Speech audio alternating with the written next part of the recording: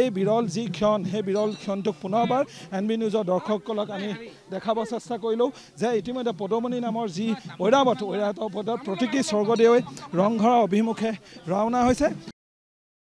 ৰংঘৰৰ অভিমুখে তেওঁ ৰাওনা হ'ব। ৰাওনা হোৱাৰ পিছত হুঁচৰিৰ লগতে বিভিন্ন ঢোলে ডগৰে আচলতে এই প্ৰতীকী স্বৰ্গদেউক ৰংঘৰৰ ঐতিহাসিক ৰংঘৰ বাকৰিলৈ লৈ যোৱা হ'ব আৰু তাতেই আচলতে যি ৰাজকীয় মৰ্যাদা সেই ৰাজকীয় মৰ্যাদা অক্ষুণ্ণ ৰাখি এই ধৰণে লৈ যোৱাৰ দৃশ্য এক দেখা পোৱা গৈছে। ঐৰাৱতত এই ধৰণে ক্ষণ দিছে এক ইতিহাস যি এবাৰ পুনৰ এই চৰিত্ৰসমূহ বা সেই মুহূৰ্তসমূহক আচলতে পুনৰ উজ্জীৱিত কৰাৰ চেষ্টা কৰিছে টাই আহোম ছাত্ৰ সন্থাৰ এই বিহুত। আৰু তলাতল ঘৰৰ পৰা ৰংঘৰ বাকৰিলৈ গমন কৰা এই যিসমূহ শোভা চাবলৈ চেষ্টা কৰিছোঁ। সতীৰ্থক মই অনুৰোধ জনাইছোঁ কিছু পিছুৱাই আহিব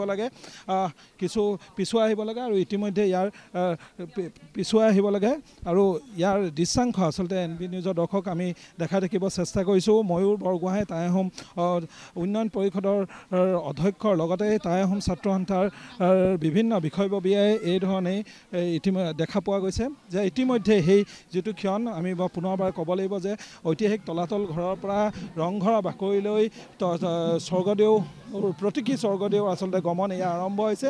পদুমণি নামৰ যিটো ঐৰাৱতৰ ওপৰত উপবিষ্ট হৈ স্বৰ্গদেউ ৰংঘৰ ঐতিহাসিক ৰংঘৰ বাকৰিলৈ যাব যি 1744 খ্ৰীষ্টাব্দত প্ৰমত্ত সিংহৰ ৰাজত্বকালত ৰংঘৰ নিৰ্মাণ কৰা হৈছিল আৰু তাৰ পাছতে আচলতে সেই ৰংঘৰৰ বাকৰিতেই সেই স্বৰ্গদেউসকলে ৰাজকীয় মৰ্যাদা প্ৰদান কৰিছিল আৰু ৰাজকীয় মৰ্যাদা প্ৰদান কৰাৰ পাছতেই বিহুৱে এক ৰাজকীয় মৰ্যাদা পালে আৰু সেই ধাৰা আজিৰ পৰ্যন্ত আচলতে 2025 চনৰ পৰ্যন্ত ৰংপুৰৰ ৰাইজসকলে ধৰি ৰখাৰ চেষ্টা কৰিছে আৰু তেনে এক মুহূৰ্তক আচলতে পুনৰবাৰ চিত্ৰায়িত কৰাৰ চেষ্টা কৰিছে। আৰু তাই যে এই বিৰল যি ক্ষণ সেই বিৰল ক্ষণটোক পুনৰবাৰ NB নিউজৰ দৰ্শকসকলক আমি দেখাব চেষ্টা কৰিলোঁ যে ইতিমধ্যে পদুমণি নামৰ যি ঐৰাৱতৰ পদত প্ৰতীকী স্বৰ্গদেৱে ৰংঘৰৰ অভিমুখে ৰাওনা হৈছে আৰু ইতিমধ্যে আমি এটা দিশত ৰৈ দিম আৰু ৰৈ দিয়াৰ পিছত এই যিটো সমদলৰ যি দৃশ্যাংশও আমি দেখাব চেষ্টা কৰি আহিছোঁ।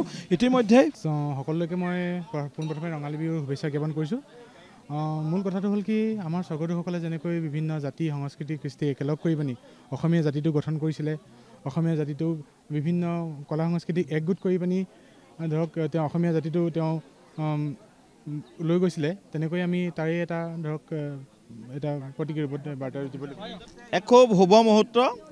ঐতিহাসিক যি আমাৰ ৰংঘৰ বিহুৰ যি প্ৰতীকী স্বৰ্গদেউক লৈ আমি শোভাযাত্ৰা সেই শোভাযাত্ৰা খন্তেক সময়তে আৰম্ভ হ'ব আৰু এই শুভ মুহূৰ্তত আমি অসমবাসী ৰাইজক আমি বিহু ওলগ জনাইছোঁ আৰু এই বাপতিসাহোন বিহুৰ যোগেদি অসমত বসবাস কৰা প্ৰত্যেকটো জাতি আৰু জনগোষ্ঠীৰ মাজত ভাতৃত্ব আৰু সমন্বয় এনাজৰীডাল যে আৰু মজবুত হয় আমি তাৰ আশা ৰাখিছোঁ। এই বিৰল যি ক্ষণ সেই বিৰল ক্ষণটোক পুনৰবাৰ NB নিউজৰ দৰ্শকসকলক আমি দেখাব চেষ্টা কৰিলোঁ যে ইতিমধ্যে পদুমণি নামৰ যি ঐৰাৱতৰ পদত প্ৰতীকী স্বৰ্গদেৱে ৰংঘৰৰ অভিমুখে ৰাওনা হৈছে।